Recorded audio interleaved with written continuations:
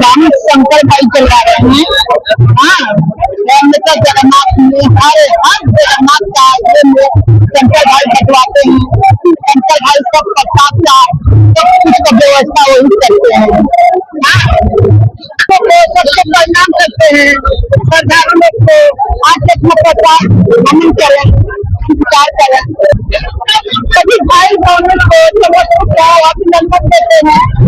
सबसे प्रणाम।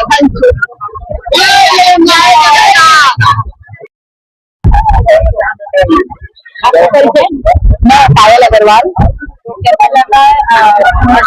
मैं अच्छा लाभ हूँ यहाँ अहमदाबाद स्टॉक मार्केट में बाबा जी का दर्शन करने और प्रसाद वितरण के लिए भी। और यहाँ का जो नजारा है वो देखो मन पूरा खुश हो जाता है, वो तो बहुत अच्छा है। पहले प्लान साइड का रहे फिर यहाँ आए तो हर साल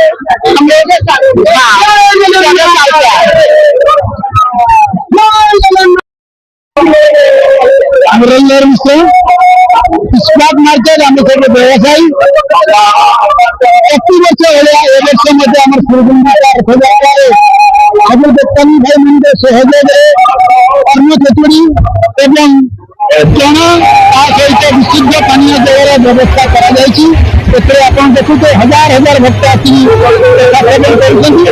आमर चालू कर आरंभ कलु बर्तमान आम कालिया घाटे आसीगले प्रसाद बंटन चलती आमर समस्त भाई बहन समर्थन सहयोग सहित आमर गौरनंदन